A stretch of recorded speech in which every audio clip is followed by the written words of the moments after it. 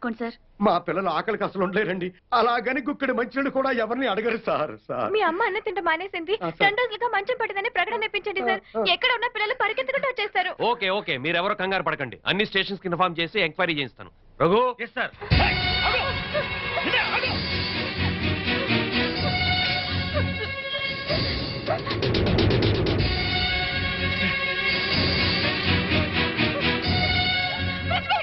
స్వామి వారు హాస్టల్లోనే ఉంటారు. అవును.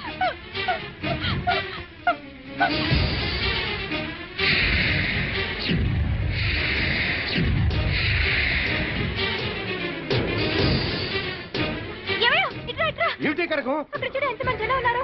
పిల్లలు వచ్చారేమో. వెళ్ళి చూద్దాం పద. వెళదాం. తప్పను.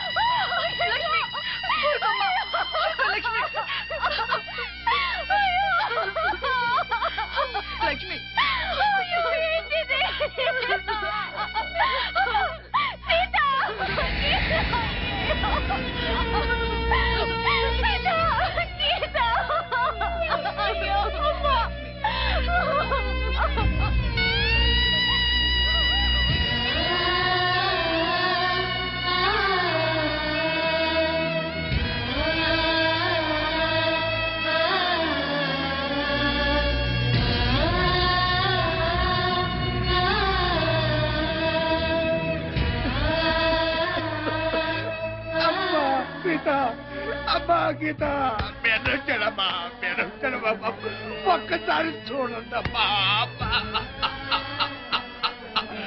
అయ్యో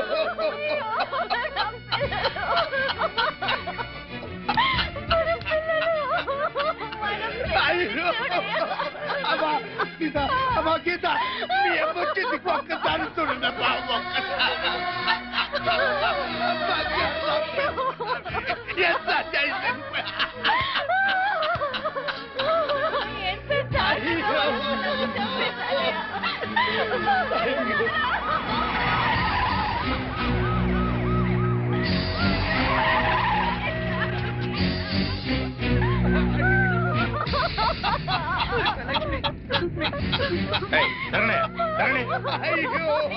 అయ్యా చూడండి, అయ్యా చూడండి, అయ్యా ఎంత ఘోరం జరిగిపోయిందో చూడండి అయ్యా.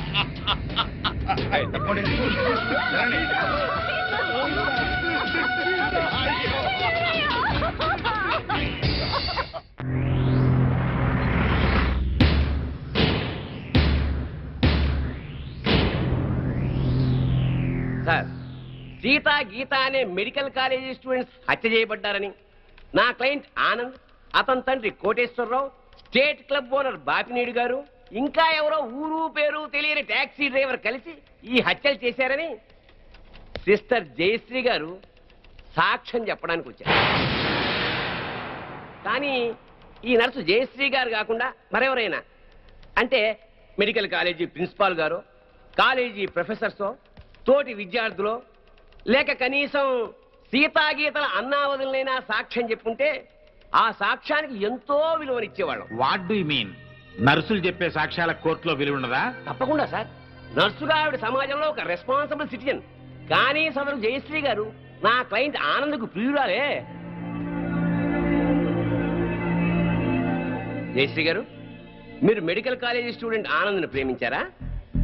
గంగిరెద్దులా తలూపుతేలా సమాధానం చెప్పండి. ప్రేమించాను మరి ఆనంద్ మిమ్మల్ని ప్రేమించాడా?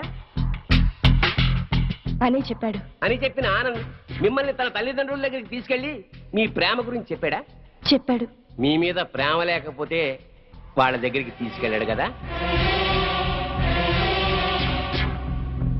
సో ఆనంద్ మిమ్మల్ని సిన్సియర్ గా ప్రేమించాడు. ఆనంద్ తల్లిదండ్రులు ఏమన్నారు? మా పెళ్లికి ఒప్పుకోలేదు. సార్, ఒక పెద్దింట్లో పుట్టిన ఒక్కగానొక్క కొడుకు ఒక పెద్దింటి అమ్మాయినే పెళ్లి చేసుకోవాలనే సగటు తల్లిదండ్రుల స్వార్థంతో ఆనంద్ తల్లిదండ్రులు ఈ పెళ్లికి ఒప్పుకోలేదు. 3 ఏళ్ల వీళ్ల ప్రేమ కన్నా 25 ఏళ్ల తల్లిదండ్రుల ప్రేమ గొప్పదని ఫీల్ అయ్యి మన ప్రేమని త్యాగం చేద్దామని చెప్పాడు సార్ ఆనంద్. చెప్పాడా జయశ్రీ గారు? చెప్పాడు. వీళ్ళ ప్రేమ గురించి పెళ్లి గురించి కాదండి ఈ case. Here is the point sir. నా క్లయింట్ ఆనంద్కి ఒక గొప్పింటి అమ్మాయితో పెళ్లి ఫిక్స్ అయింది. So what? తనకు దక్కని ఆనంద్ ఇంకెవ్వరికి దక్కకూడదన్న చీప్ ఫీలింగ్ తో ఏ సంబంధము లేని ఈ దంట హత్యల కేసుని నా క్లయింట్స్ మీద రుద్దాలని చూస్తోంది సార్ ఈ జయశ్రీ. అంత అబద్ధం సార్. నిజం నిజం నిజం. అంత ఖచ్చితంగా ఎలా చెప్పగలరు? అంత గట్టి సాక్ష్యాధారాలు ఉన్నాయి కాబట్టి సార్, మీరు అనుమతిస్తే కొన్ని ఇంపార్టెంట్ విట్నెస్ ను మీ ముందు ఉంచుతాను. ఎస్. నమస్కారం సార్. మీ పేరు? సుధాకర్ సార్. ఏం చేస్తుంటాం? స్టేట్ క్లబ్ లో మేనేజర్ గా పనిచేస్తున్నాను సార్. సరే, ఈ కేసు విషయంలో నీకు తెలిసింది జడ్జి గారికి చెప్పు. ఈ కేసు గురించి నాకేమీ తెలియదు సార్. సీతాగీత అనేవాళ్ళు మాత్రం నాకు బాగా తెలుసు సార్. ఎలా తెలుసు? ప్రతిరోజు మా క్లబ్కి డిస్కో తక్కువ వస్తుంటారు సార్. నిజంగా మా క్లబ్కి వాళ్ళు పెద్ద అట్రాక్షన్ సార్.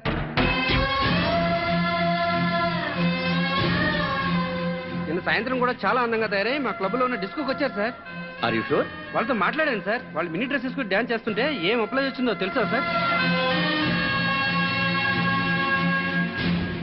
నిన్న సాయంత్రం కూడా క్లబ్కి వచ్చిన అమ్మాయిలు 4 రోజుల క్రితమే హత్య చేయబడ్డారని, వాళ్ళ శవాల్ని గుర్తుపట్టడానికి కూడా వీలు లేకుండా కాల్ చేశారని నా క్లయింట్స్ మీద కేసు పెట్టడం హాస్యాస్పదం sir. No no no no no. Sakshi పనిచేస్తున్న స్టేట్ క్లబ్ ఓనర్ కి ఈ కేసులో ముద్దాయికి సంబంధం ఉంది కాబట్టి మీరు చెప్పేదాన్ని అంత స్ట్రాంగ్ గా కన్సిడర్ చేయలేం. అంతకన్నా బలమైన ఆధారాలుంటే ప్రవేశపెట్టండి. మీ పేరు? పెద్దిరెడ్డి సుబ్బారెడ్డి. ఏం చేస్తుంటారు? గవర్నమెంట్ జనరల్ హాస్పిటల్లో డాక్టర్గా పనిచేస్తున్నాను. ఈ పోస్ట్ మార్టం చేసింది మీరేనా? నేనేనండి. ఆ bodies medical college student Sita గీతలవే కదా? కాదు సార్. సీతాగీతల వయసు 18 సంవత్సరాలని తెలుస్తుంది సార్. పోస్ట్ మార్టం రిపోర్టు ప్రకారం 35 ఏళ్ళు ఉంటుంది సార్. సో ఈ డెడ్ బాడీస్ వాళ్ళవి అయ్యే అవకాశమే లేదు సార్.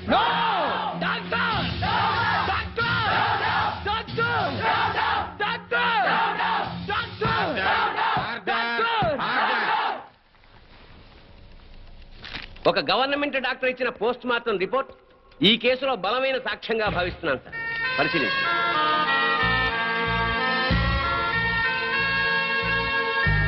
సో నా క్లయింట్ ఈ హత్యలు చేయలేదని, సీతాగీతలో అసలు హత్య చేయబడలేదని తగిన సాక్ష్యాలు కోర్టు వారికి ప్రొడ్యూస్ చేశాను. అంటే నా బిడ్డలు చచ్చిపోలేదా జడ్జి గారు? అయితే ఈ హత్యలకు వీళ్లకు ఏ సంబంధము లేదు సార్. వీళ్ళందరూ ఉత్తములే సార్.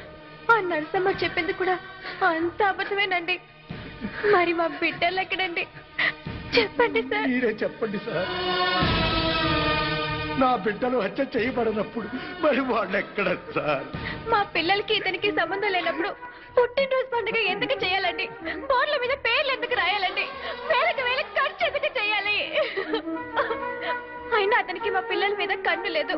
మరి అలాంటప్పుడు మా పిల్లలు ఏమైపోయారండి? ఈ పిల్లల గురించి అడగాల్సింది కోర్టులో కాదమ్మా, పోలీస్ స్టేషన్ లో. జడ్జి గారు, సార్, అతను నన్ను పెళ్లి చేసుకుంటానని నమ్మించి మోసం చేశాడు. నేను చెడిపోయిన దాన్ని, కానీ నాకు మనసు ఉంది సార్. నా మాట నమ్మండి సార్. ఈ దుర్మార్గులే సార్ సీత గీతలు చెప్పేశారు. అది దారుణంగా చెప్పేశారు సార్.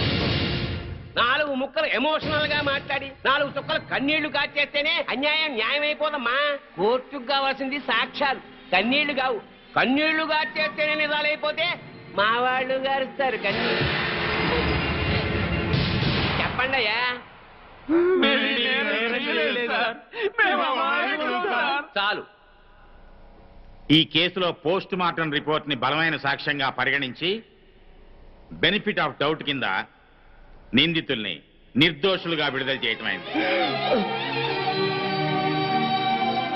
అలాగే సీతా గీత ఎక్కడున్నారో వెంటనే వెతికి పట్టుకోవాల్సిందిగా పోలీస్ డిపార్ట్మెంట్ కి ఆదేశాలు జారీ చేయటమైంది.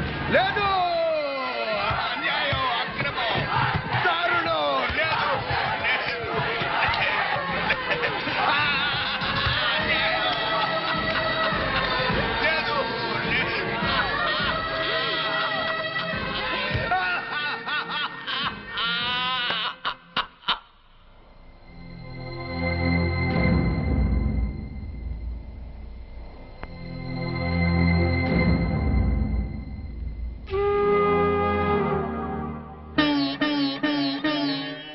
ఆనాటి నీ కళ్ళు అందాల చెల్లెళ్ళు, నీలాల నీ కళ్ళు నిండాయి నూరేళ్ళు. అన్నయ్య అనురాగం చెల్లెళ్ళ మమకారం రాశారు రక్తంతో ఆరాది దేవుళ్ళు. ఆనాటి నీ కళ్ళు అందాల చెల్లెళ్ళు.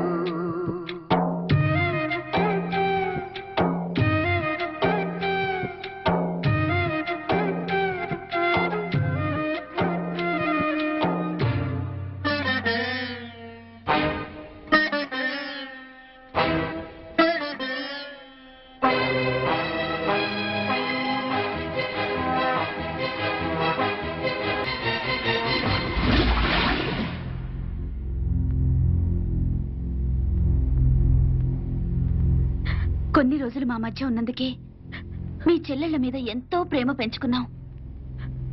అలాంటి బంగారం లాంటి పిల్లల్ని ఎంత దారుణంగా చంపేశారా దుర్మార్గులు. చావు బతుకుల్లో ఉన్న రోగి మా దగ్గరకు వచ్చినప్పుడు చివరి దాకా పోరాడి ఏ రకంగానైనా బతికించడానికి ప్రయత్నిస్తాం. అలాగే మనకి న్యాయం దొరకనప్పుడు ఏ మార్గంలోనైనా సరే చివరి దాకా మనం అందరం పోరాడాలి. అన్నా నువ్వు అను, వాళ్ళందరంతా చూస్తాం.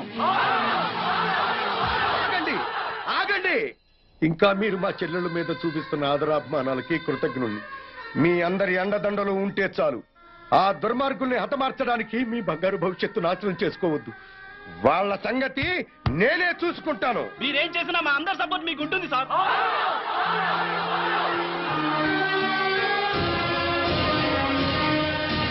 ఆనంద్,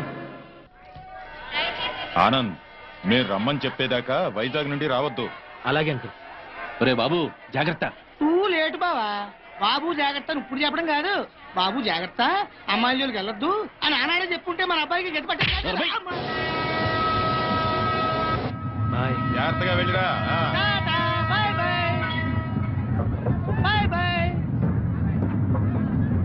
క్లబ్కి వెళ్దాం. అది కాదు బావా. బావా ఏంట్రా? సద్దాం హుస్సేన్ పారిపోయి ఎక్కడో బొక్కడో కాకున్నాడు. అయినా అమెరికా వాడు పట్టేశారు. నీ కొడుకు బతుకు అంతే ఆ స్వామి చేతిలో. నోరు తెరిస్తే కదా పీకుతున్నావు. ఇప్పుడేం పీక్కుంటా? పిలిచి మాట్లాడవేంట్రా పిచ్చి వెధవ. హలో, స్టేషన్ మాస్టర్ అండి? ఎస్. 3వ ప్లాట్ఫామ్ మీద నుంచి బయలుదేరిన విశాఖ ఎక్స్ప్రెస్ లో నక్సల్స్ బాంబు పెట్టారు సార్. వాట్? అవును sir. Hello Moulali, hello Moula Ali.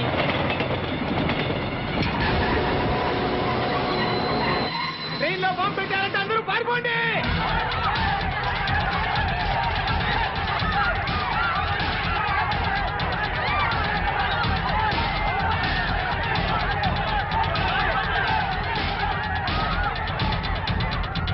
బాబు ఏమైంది? ట్రైన్లో బాంబు పెట్టారంటండి. బాంబా?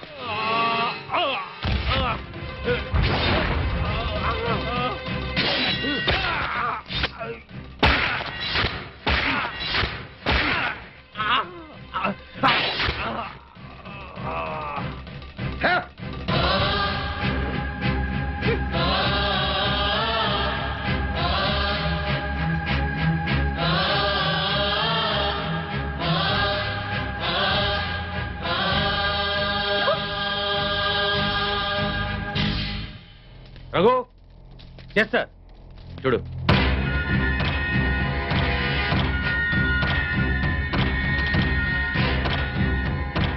సార్ ఆనంద్ చచ్చిపోయాడు సార్. ఏమిటి సార్ అలా చూస్తున్నారు? మర్డర్ అయిపోయాడు సార్, మర్డరు. Arrest them. ఈ హత్య చేసింది మీరేనా? మాకంత అయోమయంగా ఉంది సార్. ఇక్కడ ఎవరేం మాట్లాడుతున్నారో మాకు అర్థం కావట్లేదు. మా అంతటా మేము పోలీస్ స్టేషన్కి వెళ్ళి చూసింది చూసినట్టు సాక్ష్యం చెప్పడానికి కోర్టుకు వస్తే సాక్ష్యమా? దేని గురించి సార్? ఆనంద్ హత్య గురించి సార్. నా చెల్లెళ్ళు సీత గీత. ఆ సీతాగీత ఉన్నారో పారిపోయారో లేచిపోయారో వాళ్ళని పట్టుకుని. ఆగండి సార్. ఆనంద్ని మా చెల్లెళ్ళు చంపటం మా కళ్ళారా మేమిద్దరం చూసాం సార్. ఆ సాక్ష్యం చెబుదామని మేమిద్దరం ఇక్కడికి వస్తే ఇదేమిటి సార్, అతి క్రూరంగా అతి దారుణంగా మేమే చంపామంటున్నారు. మీరే న్యాయం చెప్పండి సారు. అబద్ధం సార్. సీతాగీతలు చంపడం ఏమిటి? వాళ్ళు చంపే ఛాన్సే లేదు. ఎందుకు లేదు అంటే మా చెల్లెళ్ళు సీత గీత బ్రతికి లేరా? బతుకున్నారో బదాన పడ్డారో నాకేం తెలుసు? తెలియకపోతే నోరు మూసుకోండి. Objection sir. ఒక సిన్సియర్ లాయర్ని పెట్టుకుని కోర్టులో నోరు మూసుకోమంటా నేరం. మిస్టర్, అయ్యా మీరు గౌరవంగా మాట్లాడండి. హాయ్, మేం పల్లెటూరులో అండి. కోర్టులో ఎలా మాట్లాడాలో తెలియక కాస్త నోరు జారామండి. It's all right. అయ్యా లాయర్ గారు, ఇది కోర్టు కాబట్టి బ్రతికిపోయావు. ఇదే బయట అయితే నరికి పారేసేవాడిని. అయ్యా జడ్జి గారు, లాయర్ గారికి సారీ చెప్పానండి. చెప్పాడు సార్. Okay okay. మీరు చూసినంత చెప్పండి. మా చెల్లెళ్ళు ఇద్దరు రైల్వే స్టేషన్ లో రైలు ఎక్కడం చూసామండి. ఆదరాబాదరాగా మేమిద్దరం వెళ్ళి రైలు ఎక్కామండి. ఊరు బయటికి వెళ్ళిన తర్వాత రైలు ఆపి ఆ అబ్బాయిని అతి దారుణంగా చంపారండి. చంపేసి పారిపోతుంటే జరిగిందేదో జరిగిపోయింది, తిరిగి రమ్మని చెప్పావు సార్. మేం రావు, చంపాల్సిన వాళ్ళందరి చంపేసి గాని మీ దగ్గరికి రావు అని చెప్పి వెళ్ళిపోయారండి. ఎక్కడికి వెళ్తున్నారమ్మా అని మా ఆవిడ అడిగితే మా అన్న దగ్గరికి అని చెప్పారండి. అన్నా అన్న ఈ మాట విన్నారు కదా? Note this point sir. Lawyer గారు, అన్నంటే ఈ అన్న కాదండి. మరి ఏ అన్న సార్? అడవిలో అన్న. ఆ అన్న దగ్గరే ఉంటాం. అక్కడికైతే ఎవరూ రారు. ఆ అన్నే మాకు అండ, ఆ అన్నే మాకు కొండ అని అన్నారండి. ఎవరు బాబు ఆ కొండ? అదేనండి, మీలా పొడుగ్గా నల్లగా పరమ నీచంగా ఉంటాడండి. నల్లగా పొడుగ్గా నీచంగానా? ఎవరా పెద్ద మనిషి? వాడు పెద్ద మనిషి కాదండి, పెద్ద ఎదవ. వీరప్పను, మీసాల వీరప్పను. ఎలాగైనా మా అమ్మాయిల్ని పట్టుకోమని చెప్పండి సార్. మా చెల్లెలను పట్టుకుంటే వీరప్పని దొరుకుతాడు, వీరప్పని పట్టుకున్నా మా చెల్లెలు దొరుకుతారు. ఒక్క దెబ్బకి ముగ్గురు దొరుకుతారయ్యా. 3 రాష్ట్రాల సమస్య కూడా తీరిపోతుందయ్యా.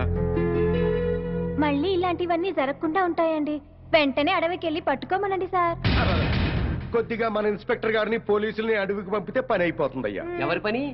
మీ అందరి పని. ఈ కేసులో మేమే ప్రత్యక్ష సాక్షులం, నిందితురాళ్ల ఆచూకీ కూడా చెప్తాం అని చెప్తున్నా ఈ స్వామి కనకమహాలక్ష్మి దంపతుల మాటల్ని పరిగణనలోకి తీసుకుని ఈ హత్యలో సీతా గీతలు చేశారనే అనుమానంతో పోలీస్ డిపార్ట్మెంట్ ని సత్యమంగళం అడవుల్లోకి వెళ్లి సీతా గీతలతో పాటు వీలైతే వీరప్పన్ని కూడా పట్టుకోవాల్సిందిగా ఆదేశాలు జారీ చేయటమైంది.